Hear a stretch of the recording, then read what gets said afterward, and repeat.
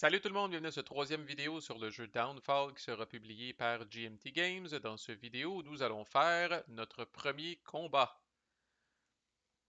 Et j'ai trouvé une belle façon cute de vous initier tranquillement au système de combat, là. Fait que là, je répète que c'est aux Soviets à jouer. C'est eux autres qui commencent le scénario avec l'initiative. Puis, j'en ai parlé peut-être brièvement, là, mais les joueurs ont des cartes en main. On va voir plus tard dans d'autres vidéos comment on peut renflouer notre main de cartes. Mais tout ça pour dire que les joueurs commencent le scénario de campagne avec certaines cartes en main. Le Soviet, entre autres, commence avec beaucoup de cartes en main, là, 5, comparativement à une pour l'Ouest, une pour l'OKH, qui est le même joueur dans le fond, là, puis 0 pour l'OKW. Là. Fait que ces cartes-là peuvent être jouées en fonction du timing. Dans certains cas, c'est des cartes de combat. D'autres fois, le timing est écrit dessus. Mais tout ça pour dire que le Soviet va jouer la carte Opération Uranus, il peut jouer ça quand il y a l'initiative, avant même de sélectionner un ordre. Alors, ce ne sera pas trop overwhelming parce qu'on peut faire une et une seule attaque gratuite avec cette carte-là, en autant que ce qu'on appelle l'attaquant principal soit une unité de type Armor ou une unité de type Shock avec l'espèce de flèche par en haut. Fait que l'avantage, c'est qu'on se trouve à faire, on va pouvoir faire une attaque, peut-être prendre du terrain avant même de sélectionner un ordre. Puis l'autre avantage, c'est ce qu'il y a dans le bas de la carte. On va voir qu'on va pouvoir ajouter 2 à notre jet d'attaque, étant donné que la météo est fair ou snow. Je répète que le premier tour, on est dans la neige jusqu'au cou. Alors ça s'applique. Fait que concrètement, le Soviet joue cette carte-là de sa main et va s'en servir. Bon, je ne dis pas que c'est la meilleure stratégie au monde, là, mais va s'en servir pour venir essayer de dégommer ces petites unités-là ici. En fait, voici l'hexagone que je vais attaquer. C'est d'ailleurs la toute première étape de la séquence de combat là, qu'on va se rapprocher ici. Là. La voilà. OK. Euh, le système de combat, petit éditorial, on va essayer de garder ça pas trop long. Ça casse rien positivement ou négativement. C'est pas le système de combat que vous allez dire wow, my God, que d'innovation. Mais en même temps, c'est pas un système de combat qui est décevant pour moi. C'est ni un ni l'autre. C'est moyen. C'est des choses qu'on a déjà vues. C'est une CRT, là, on la voit en bas à droite. Là. C'est peut-être un petit peu long à mon goût de tout calculer les modificateurs, là. Puis je trouve que puis il y en a pas mal des modificateurs, puis ça peut être dangereux de dire ah j'ai plus besoin de me référer à la chart, je les connais les modificateurs. Chris, il y en a pas mal. Là. Fait qu'il faut s'assurer de ne pas merder là-dedans. Là. Euh, mais c'est vrai qu'à un moment donné, ça va plus vite, puis on finit par calculer la force de l'attaquant, la force du défenseur, puis des modificateurs sur le jet de dés un petit peu plus vite. Là. Mais n'empêche, je suis pas en amour avec le système de combat, mais tu sais, là, il me lève pas le cœur non plus. Là. Tu sais, je trouve que ça a bien de l'allure. Puis, tu sais, là, pour ce que le jeu essaye de faire, puis là, tu sais, la fameuse échelle stratégique, je trouve que ça convient quand même assez bien. Fait qu'on va passer à travers les séquences. On va faire un et un seul combat dans cette vidéo-là, puis les prochains combats, on les fera un petit peu plus vite, là, mais pour l'instant, je veux que vous ayez là, toutes les informations en tête. C'est quoi la séquence de ça? Là. Fait que d'abord, on part en haut. La faction active, les soviets dans ce cas-là, déclarent quel hexagone ils vont attaquer. C'est fait. L'hexagone avec l'unité roumaine, puis la petite garnison de sécurité, je sais pas trop quoi, allemande. Ensuite, je dois choisir une unité adjacente à cet hexagone-là qui va être ce qu'on appelle l'attaquant principal. OK? Et cet attaquant principal-là, son symbole d'unité, son type d'unité, doit absolument matcher un des symboles qui est sur la carte ou un des symboles qui est sur l'ordre que j'ai joué, si c'est un ordre que j'ai joué. Dans mon cas, c'est une carte que j'ai jouée. Fait que mon attaquant principal ne pourrait pas être une infanterie, par exemple. Ça doit absolument, ça vous est rappelé par le texte sur la carte, là, mais doit absolument être un de ces trois types-là. Alors, c'est le cas. Je déclare cette unité-là comme étant l'unité, l'attaquant principal. Tiens. Ensuite, je peux déclarer autant d'unités de combat que je veux qui sont adjacentes à l'hexagone que j'attaque, et ces unités-là vont être appelées des flanking attackers. Ils vont m'aider dans le combat, mais on va le dire de même, ils ne sont pas autant impliqués que l'attaquant principal. Alors, un fou dans une poche, il n'y a pas vraiment d'inconvénient à faire ça. D'habitude, on y va avec toute la gomme. Fait que cette unité-là et cette unité-là vont être des flanking attackers. À noter, ça c'est très important, les flanking attackers, eux autres, peuvent être de n'importe quel type, n'ont pas besoin de matcher ce qu'il y a sur la carte ou ce qu'il y a sur l'ordre. Alors, j'aurais pu avoir deux unités d'infanterie ici et là, puis il aurait pu être des flanking attackers. Tant que mon primary attacker fit avec son symbole, les flanking attackers, eux autres, ça ne dérange pas. Bon, il y a des petits trucs en italique qui ne s'appliquent pas à nous, là. En gros, il y a des hexagones qui peuvent être considérés difficult ou difficiles lors de certaines météos pour certains types d'unités. C'est pas notre cas. Puis il y a des parachutistes, des fois, qui peuvent supporter des combats à distance. Ce n'est pas le cas des soviets en plein hiver. Ensuite, en commençant par le soviet et après ça, là, en commençant par l'attaquant et ensuite le défenseur, chaque faction peut jouer une et une seule carte de headquarters, de quartier général si on veut. Puis le soviet en a dans sa main, mais décide de ne pas les jouer. Les cartes de headquarters, on les reconnaît par l'espèce de drapeau en damier là, en haut à gauche. Là.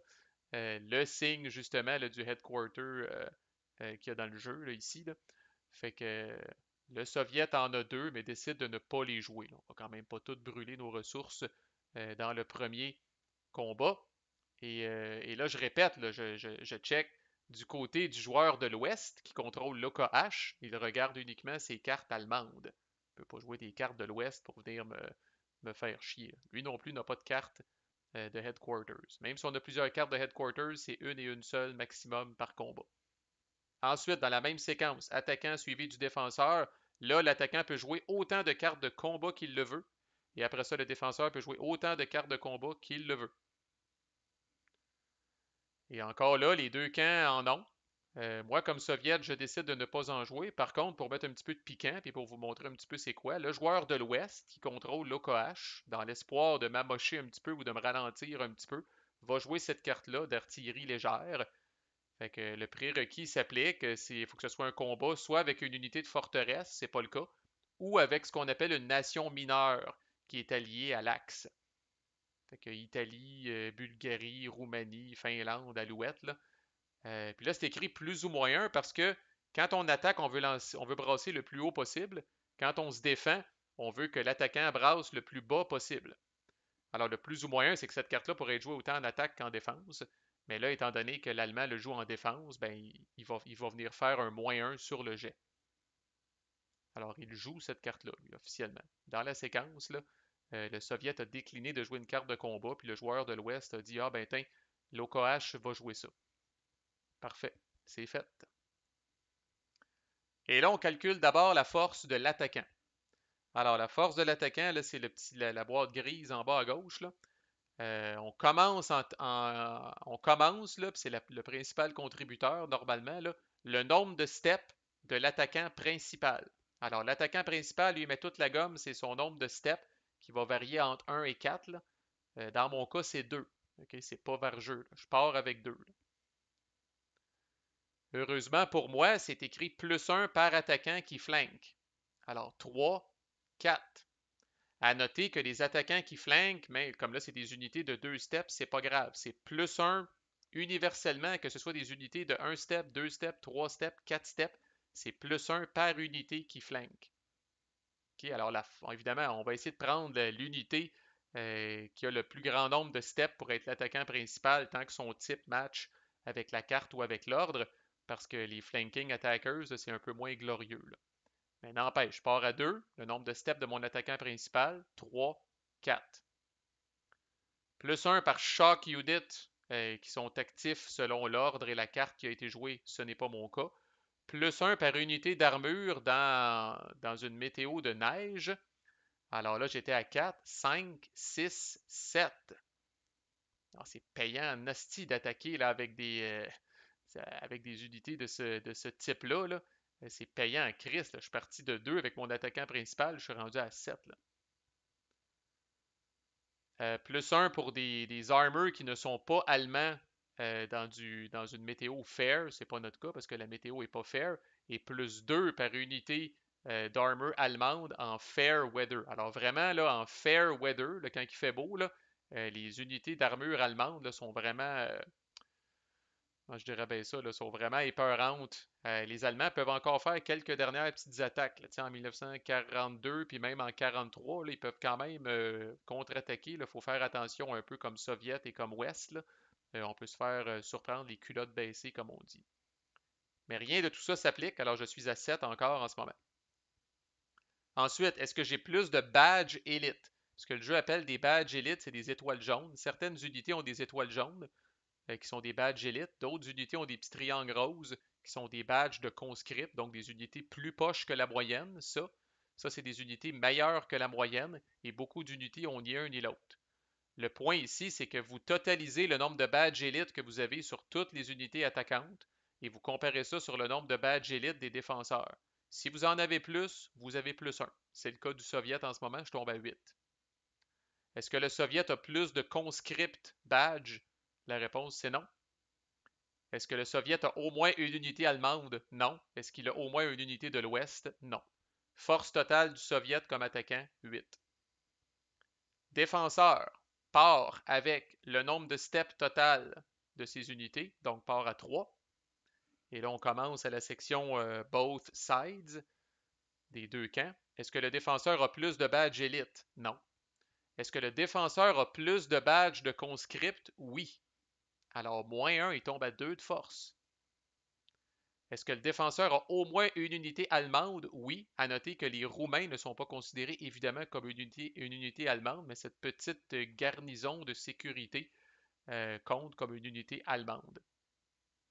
Fait qu'ils reviennent à 3. Est-ce qu'il y a au moins une unité de l'Ouest? Non.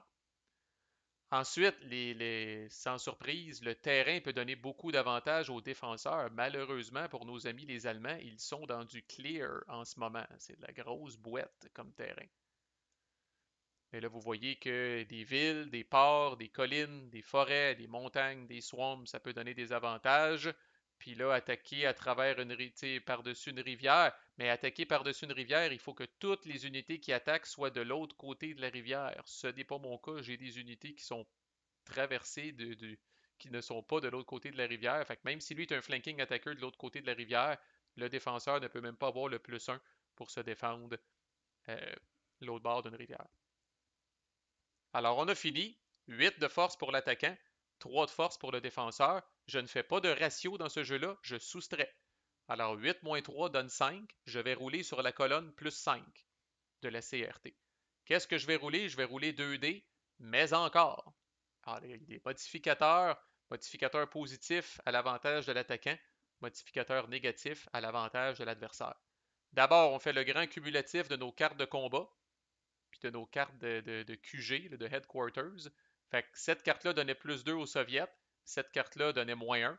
Fait que là, je suis à plus 1 en ce moment. Plus 1 for Event Card Dice Roll Bonus. On va y revenir, mais présentement, sur nos 3 événements qui sont face-up, vous voyez qu'ici, il y a un événement là, qui est sur le Draw Pile, là, qui va se tasser à gauche au fur et à mesure qu'on va faire des événements. Il y a un symbole de D dans un carré rouge, puis il y a du texte qui dit, dans le fond, que tant que cette carte-là est visible, les Soviets ont plus 1 sur tous leurs jets. Alors là, c'est un peu l'âge d'or des Soviets. Le temps que cette carte-là reste là, profitez-en, Asti, puis faites le plus d'attaques possible. Vous avez plus 1 sur toutes vos attaques. Fait que là, je suis rendu, ma foi, à plus 2. Est-ce que le défenseur a une forteresse? Non. Est-ce que la météo est l'hiver ou la neige? Oui, moins 2. Je tombe à 0. Est-ce que la température est boiteuse? La météo est boiteuse? Non. La supériorité aérienne, j'avoue, c'est bien fait, c'est simple à calculer. Alors, je regarde d'abord combien d'avions soviétiques sont à portée de cet hexagone-là. Le range des avions est indiqué, c'est 4. Fait que, évidemment, eux autres, celle-là est assez proche et celle-là est assez proche. Alors, j'ai 2 avions qui sont à portée. Malheureusement, le seul avion OKH est trop loin. Puis en fait, même s'il était correct, ce ne serait pas suffisant, là.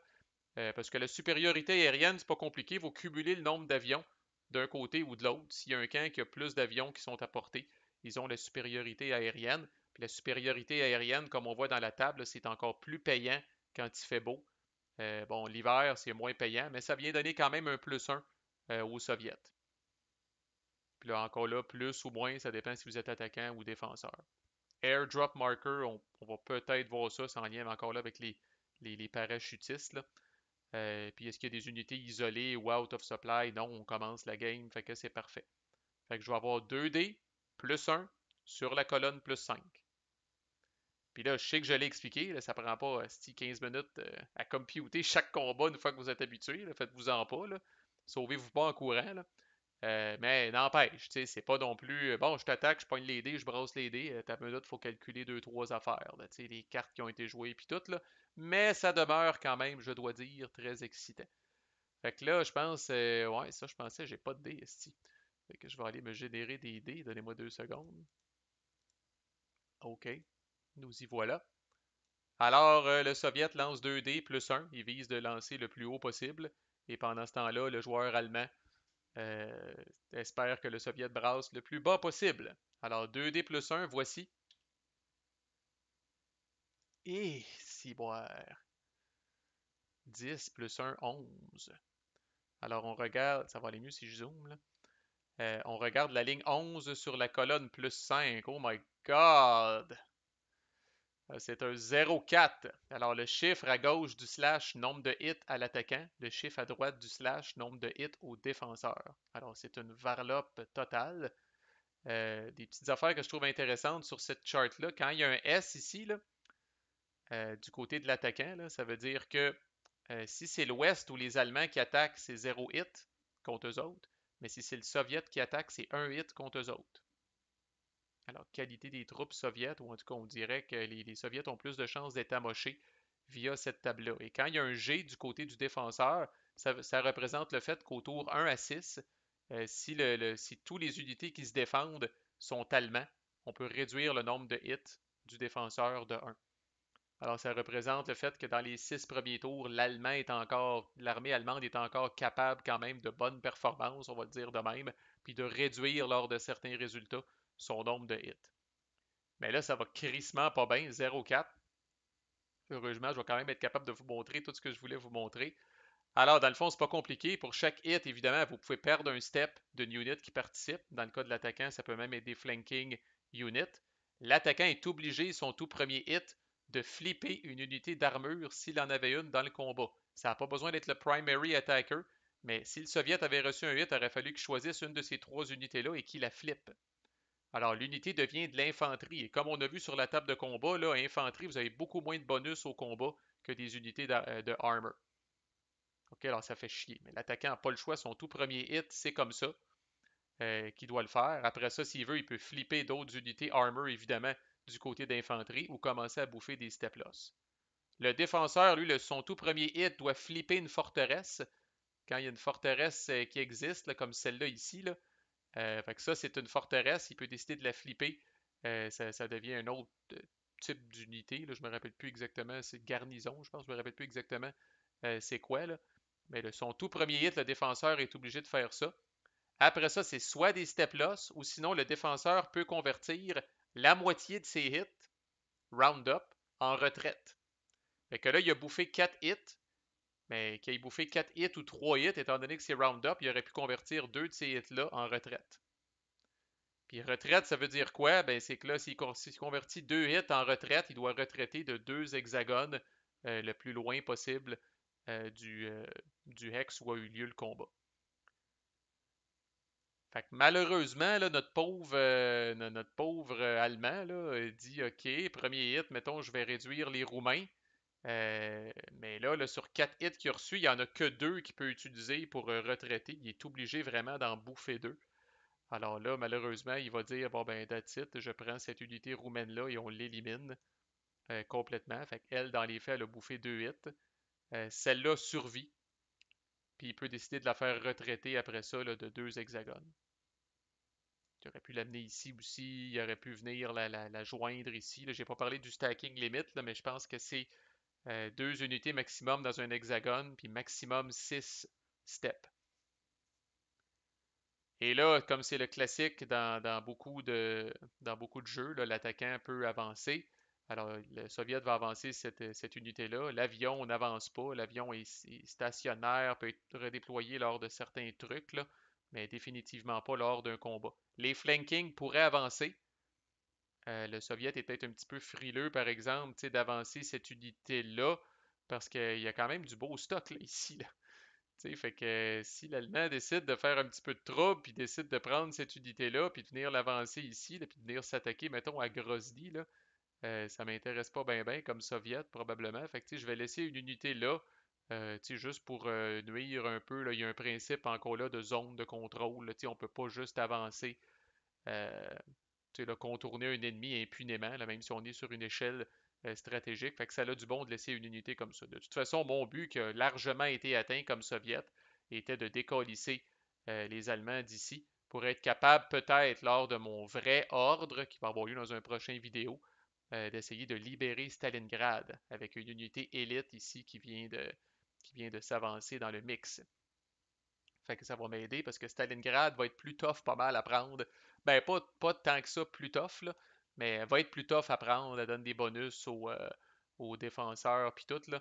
Fait que ça risque d'être un petit peu moins flamboyant comme résultat, puis peut-être même qu'il va falloir que je m'y prenne à 2 fois pour prendre Stalingrad. Fait que je voulais mettre le plus de chance de mon côté. Fait que puis là, les cartes qui ont été jouées sont défaussées, évidemment. Fait que c'était, je vous dirais, là, une première gorgée du système de combat, quoique vous l'avez pas mal tout vu. Là, il y a des modificateurs qui vont s'appliquer dans différentes situations, là, mais vous venez de voir 90% du système de combat de là, qui est quand même le cœur de tout bon Wargame. Prochaine vidéo, là, je vais faire un ordre réel aux Soviets. Puis pour être clair, là, dans le cas des Soviets, ça leur a coûté une carte quand même de faire ça. Ça leur a coûté des ressources. N'oubliez pas, puis je vous laisse là-dessus, mais que dans ce jeu-là, fait que c'est les Soviets contre l'Ouest. Faut jamais oublier ça. Fait que ce que vous essayez de faire, comme dans ce cas-là, le joueur de l'Ouest, ce qu'il essaie de faire, c'est de ralentir le Soviet le plus possible. Vous gagnerez jamais avec les Allemands dans ce jeu-là. Les Allemands ne peuvent pas gagner dans ce jeu-là. Les Allemands sont là comme des speed bombs pour les deux camps pour les ralentir le plus possible.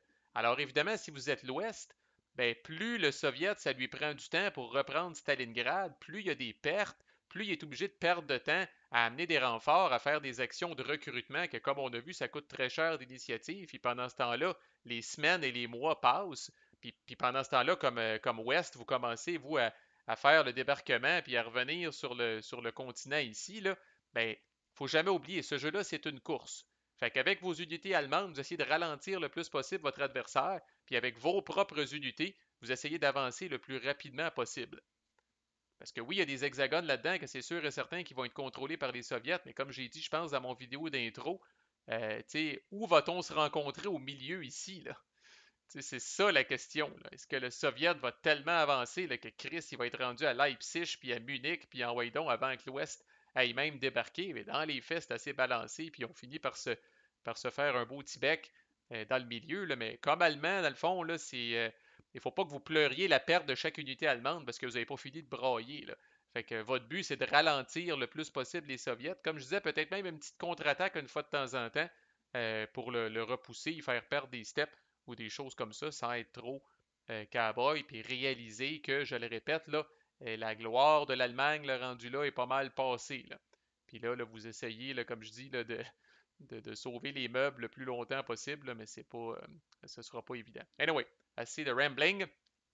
Fait que je vous vois aux prochaines vidéos où les Soviets vont jouer un ordre plus complet. Fait qu'il va peut-être avoir plus de combats, mais là, on va pouvoir flyer pas mal plus vite parce que vous avez la base de ce que c'est dans le jeu. À plus!